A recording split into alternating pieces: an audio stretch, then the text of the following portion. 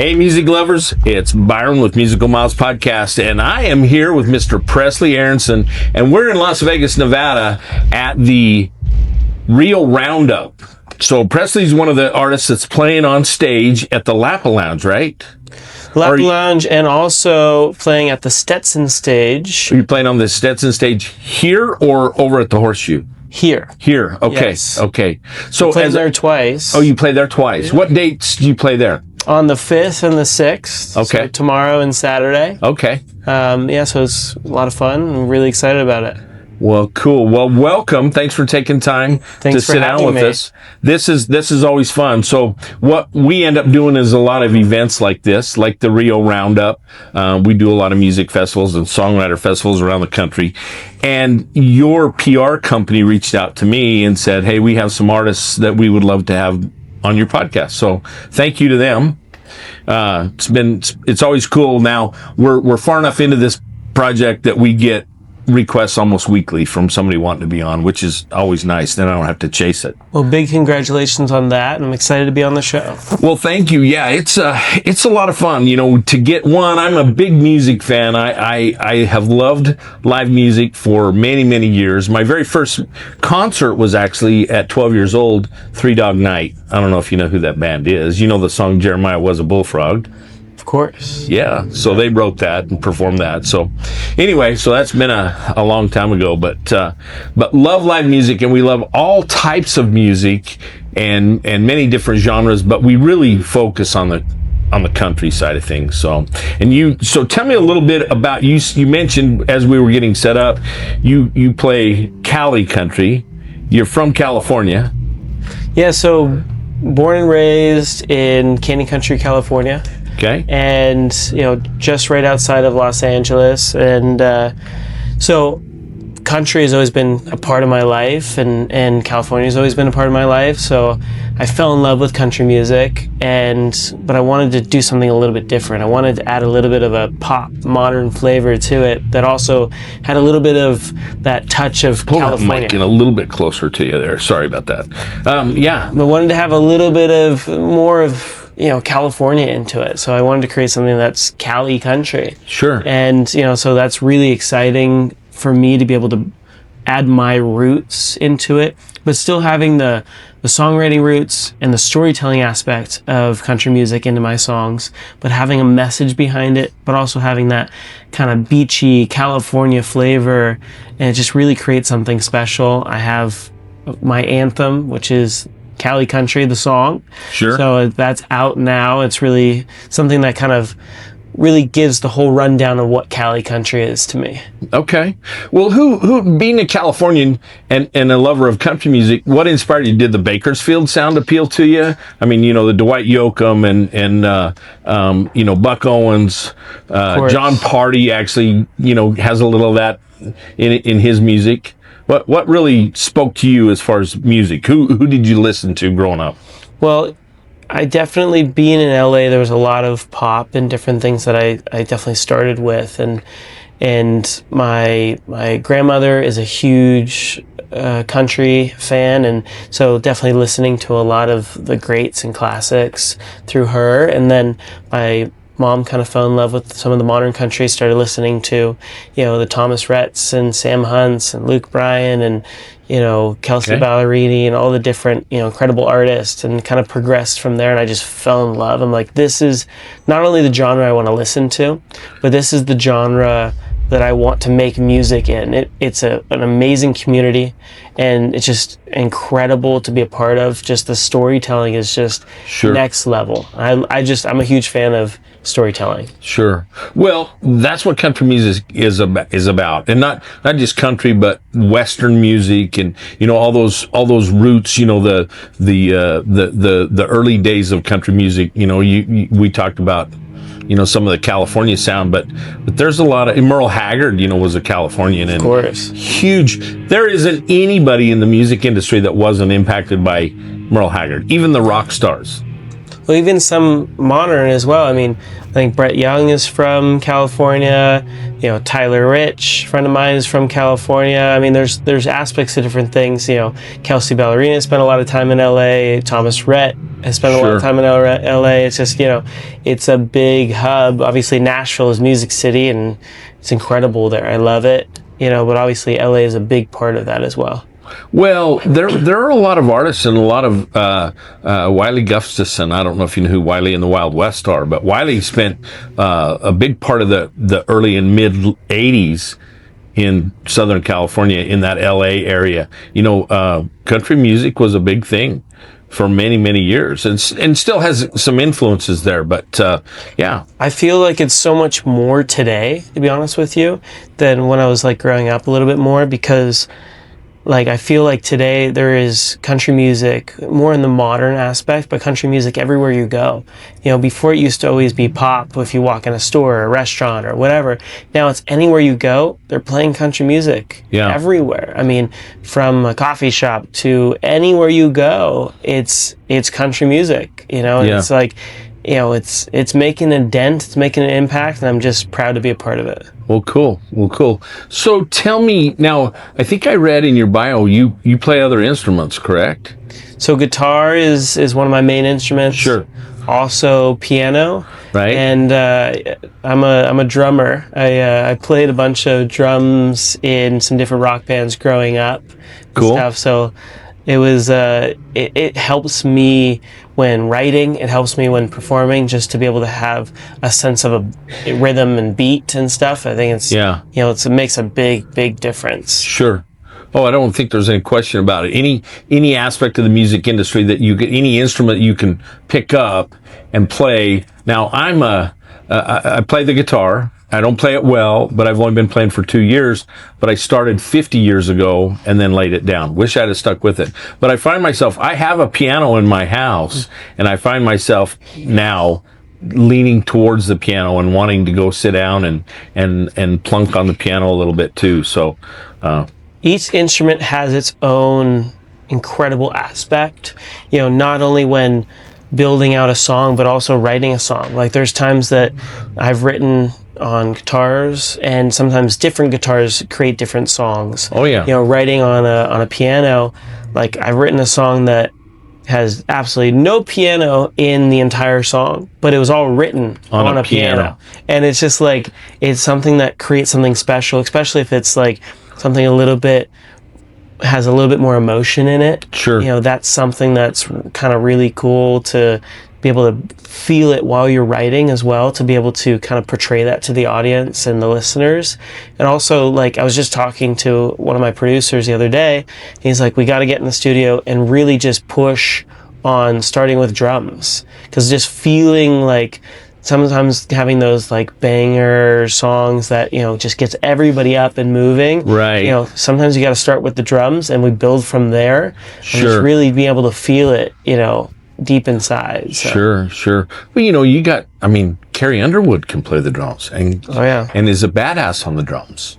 You know, there's some great artists that can play the drums. You know, and so it's a key part of the sound. I mean, obviously, I love an acoustic set. I love a songwriter round. That's my favorite. I lean towards the songwriter festivals and the songwriter rounds, listening rooms, because you can hear everything. As I get older, and maybe your dad can relate to this, but I have trouble hearing because, one, I shot too many guns as a young man without hearing protection, and listened to way too much loud music as I was a kid as well. But I have a real appreciation for that songwriter round, you know, to sit in a room and hear the story about the song. Now, you talked about a little bit of what you're about is anti-bullying. Tell us a little bit about that. And you have a nonprofit as well. So I do. So I'm a survivor or victim of bullying when I was younger, you know, physically, mentally, and emotionally. And, you know, I wanted to make it my mission to really help others out there. So I wrote a song, it's called Background, and it really just has like the aspect of my life story with it, but also an uplifting aspect that we're not supposed to be in the background. We got to keep our heads held high, eyes in the sky, feet planted on the ground. And, I never really had much of a support system that got me through it. My parents were great. School didn't really do anything. Sure. And that was rough. And I had it bad, but there's a lot of kids out there that have it a lot worse, that end up in the hospital. Yeah. And, it's so not okay. So I wanted to create something that can make a difference, that can spread awareness, and it's helped save a lot of lives. And, I'm very humbled to say that. So we wanted to continue the mission and form a nonprofit foundation called the Background Foundation. Sure. Which we help kids and teens that are affected by mental health challenges, suicidal intentions, bullying, and really help them, guide them through that, and be able to help provide some counseling that a lot of times they don't have access to, provide some self-defense classes so that they can protect themselves. Those are things that really make a difference. And a lot of my music is rooted from that and different messaging. Like Live Like Paradise is a fun summer song, but it's got positive messaging in it to, keep our mind to find an outlet in life. Along with my song Love for the Win with Jimmie Allen. That's all about the fight against suicide, taking love for the win, and it's free to be nice, and a smile is contagious. Well, it's free to be nice, and it's listen, no one's ever going to remember when you were growing up, who was on the best little league team or the best football team, or who won the awards at school, the most popular, but they will always remember how you made them feel. And so I appreciate that. Yeah, that's important. My wife's made it very, that's a goal of hers, was to make sure everybody felt acknowledged and important. Really makes a big difference in people's lives. Oh, yeah. No doubt. So you mentioned Jimmie Allen, so let's talk a little bit about that. Yeah, so Jimmie, incredible artist. Yeah. And, he's got a little bit of a fashion sense too.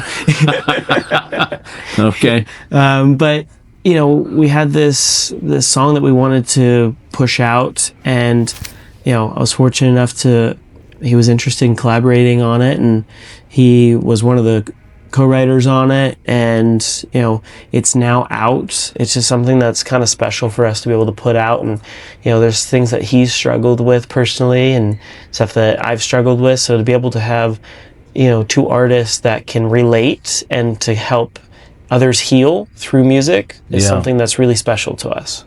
Oh, I don't think there's any question.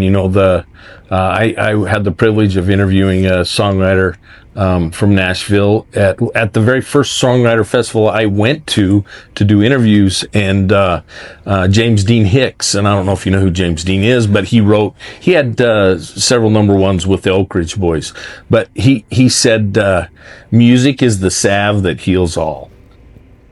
So, and I agree. Whether it's a broken heart, whether it's hurt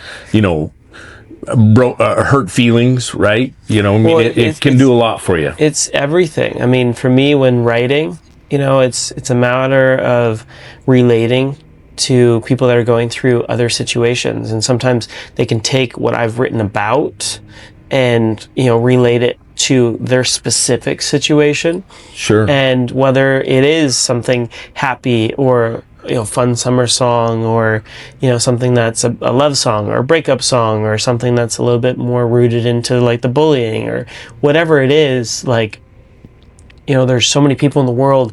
We're not the only ones that's going through it, and that's something that I try to push out as well, is that you're not alone, and no matter what you're going through, sure, whether you're on top of the world or you're in the biggest hole struggling, sure, we're gonna get through it. There's light at the end of the tunnel. Yep. And I always say, I go around across the country, whether if I'm on tour, I like to stop at a lot of the different schools and Boys and Girls Clubs and Salvation Army youth centers and different things, or a lot of times I'll go out and play and speak to the kids and stuff, and I like to just say, listen, whatever you're going through is only temporary. So never choose a permanent solution to a temporary problem. And I'm living proof that you can get past it. I broke out of it. Yeah. And so, you know, being somewhat close in age to them, it makes a big impact that it doesn't just go in one ear out the other. Yeah. They actually retain the information and the advice. And, you know, I'm humbled and honored to say that I've definitely helped save countless lives. Well, I think that's a wonderful cause. My son, he got involved with a business called Stay, and I don't know if you're familiar with that brand, but you know, they do clothing and different things. You know, just remember, you know, stay. It's worth it. Stick around. Absolutely. You know, and it's a sad deal. You know, I mean, I know plenty of people who have chosen that out, and it's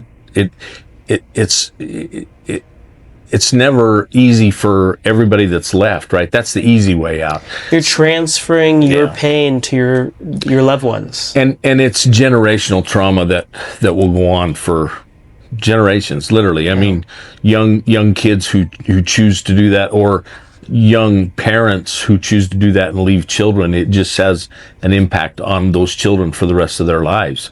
And, you know, children of you know, surviving children of suicide tend to take their own lives later, you know, and it sucks. It's a tough deal. Well, let's talk about happy things. How about you play us something? You got that guitar in your lap. Let's play us a little something. What was the first song you ever wrote that you cut? It'd probably be my debut single, She's All Mine. Play that for us. All right, we can play a little She's All Mine. Yeah. Set it up. All right. So She's All Mine is a love story that is just rooted in true, like, young first love. And it's just a matter of, like, finding this perfect girl and you know, the idea of that she's going to be with you forever. Sure. So we have a really cool music video for this one. We shot it all in like Malibu, the Palisades area. Obviously now a lot of that's gone.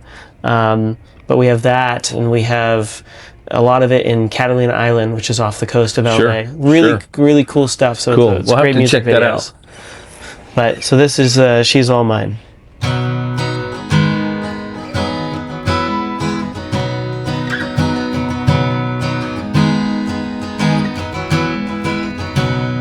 This is how it went down.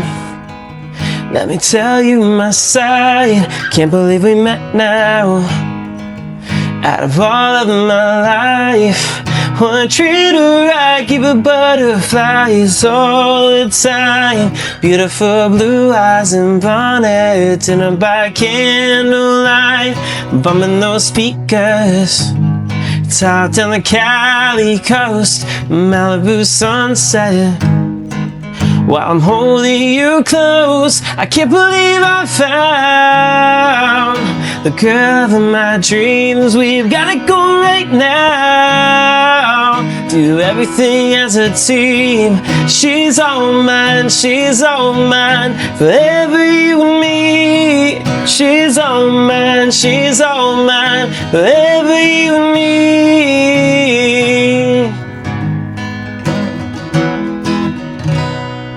Thank you. That's beautiful. Thank you. Yeah, that's it's cool great. to play, you know, something a little bit from the past. So how old were you when you wrote that? I think it was 18. 18. Yeah. That girl's still in your life? Unfortunately not. No. She's actually recently passed away, unfortunately. Oh. Sorry to hear that. Yeah. Well, it now means even more, right? It does. It really does. Yeah. So it's something special, and Sure. we get to play it at all the shows. I usually bring up a girl out of the audience. Okay. And you know, so it just, everybody looks forward to that at Sure. shows and stuff, to Sure. be that girl. I give her some roses. It's one of the lyrics in the song. So it's kind of something fun and special to be able to do. Cool. Yeah. Cool. So how much touring are you doing? We've been doing a lot. Have you? Over the last few years, it's been a lot of fun. it's obviously there's a lot to it to tour, Sure. and sometimes we're doing smaller shows, sometimes we're doing bigger shows, and, Right. I live for every moment of it. It's so magical to get out on stage. bet. The energy from You the bet. crowd is incredible. Getting to debut new songs, and Yeah. and all the other aspects, to be able to do interviews like this and be able to go and stop at those boys and girls clubs and schools and different things, just be able to kind of mix it all together. I like to give back a lot. Doesn't allow for a lot of downtime, but Sure. I gotta do what I love to do. Sure. Well, that's cool. I like that. What's been your favorite venue to play at? Do you have one? That's a good question. There's definitely some like highlight pieces of my career so far, and there's gonna be a lot more. Oh, you're young. Yeah. But I headlined the Catalina Wine Mixer. Okay. That was pretty fun. Okay. Another kind of fun thing is I was direct support to Tyler Rich, playing in the Charlotte Thanksgiving Parade. Okay. So that was just a blast of a time to be out there. So many people and families, and Yeah. so definitely some fun ones. And Have you spent much time in Nashville?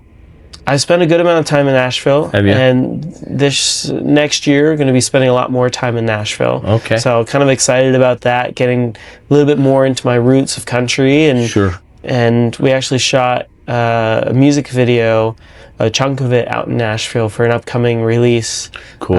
So I'm excited about putting that out. Yeah. For sure. What I like to ask everybody, if you could work with anyone, I'm going to ask you two versions of that. Okay. Dead, and then I'm going to ask you alive. Ooh. Dead, probably Toby Keith. Okay, great. Alive, there's so many options. Who Sure. would I not want to work Sure, with? But sure. I think Luke Bryan is somebody incredible. I admire him so much, Yeah, and just who he is as a person on and off stage. sure. Yeah, he's got quite a story, right? Raised his brother's kids, right? Oh yeah, And very talented artist. and an incredible performer. Oh I've I've never seen him live, so I can't honestly say that. Oh my gosh. But there's no replacing live music. I can listen to your music, but there's no comparison from listening to you on Spotify to in person, right? And so that's my first love. Oh, absolutely. Luke is incredible. I've seen him more times than I can count. Okay. And he's having more fun than we are. Sure. Well, he used to do the big playa, right?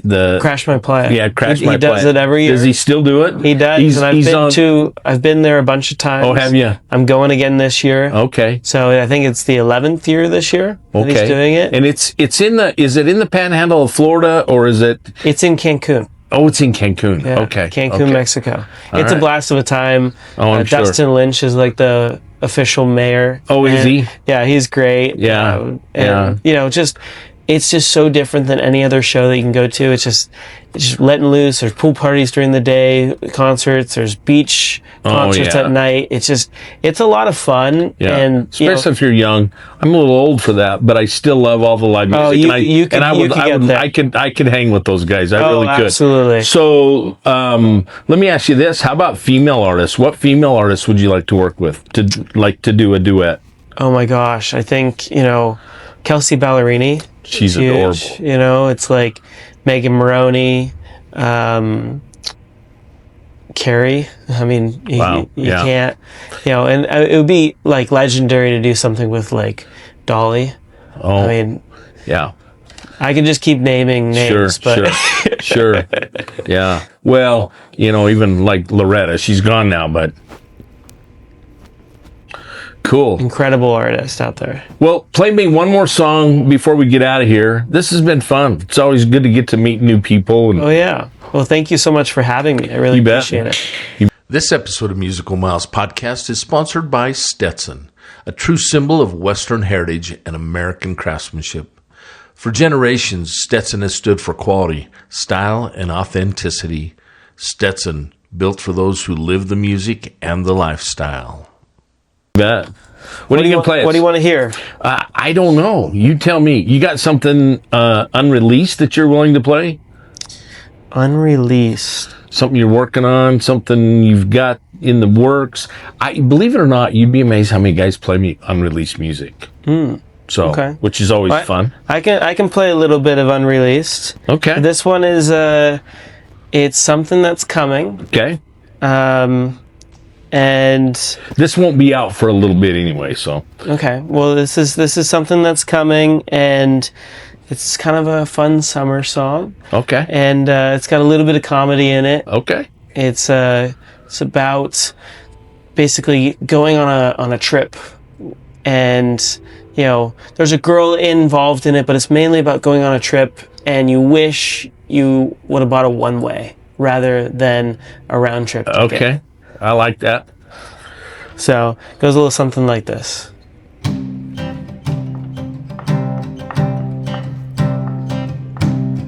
Didn't know when we took off that her bag's about to get lost.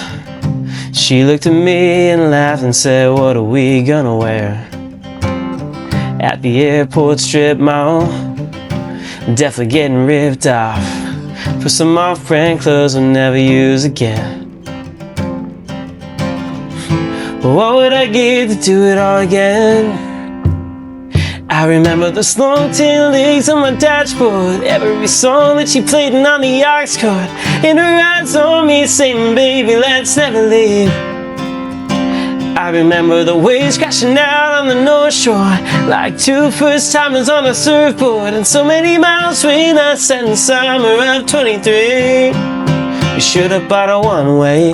Oh, oh, oh, oh, oh, oh, oh, oh, oh, oh. Surprise you with a boat ride from a catchy-looking website. Thought the captain would have known how to drive. Damn, my bad. Got a feeling in my stomach cause it's all outside. Praying one day we could be here for the rest of our lives. Missing the moment, it's fading for our eyes. I remember those long tail legs on my dashboard, every song that she played on the aux cord, and her eyes on me saying, baby, let's never leave. I remember the waves crashing down on the North Shore, like two first-timers on a surfboard, and so many miles between us and the summer of 23. We should have bought a one-way. Oh, oh, oh, oh, oh, oh, oh, oh, oh, oh, oh, oh, oh, oh, oh, oh, oh. That's It's a little awesome. sneak peek of some of it. That's fun. That's a fun song. I love it. And you know, I've traveled a lot. I traveled a lot for a living for years, and I've lost my luggage more than once. And so, yeah. Well, thank you so much. Yeah, this has been awesome. Oh, it's been so much fun. Yeah. I always like to say it's a blast of a time. Yeah, And for I sure. appreciate you having me out. Yeah, well, thanks again to your PR group to get this lined out. Shout out to them. They're So, amazing. yeah, much appreciated. So, hey, for Musical Miles Podcast, I'm your host, Byron Duff, and here with Presley Aronson, the California kid, Cali-Country, and we are here at the Rio Roundup in Las Vegas, Nevada during the National Finals Rodeo. We'll see y'all somewhere down the road. Adios for now.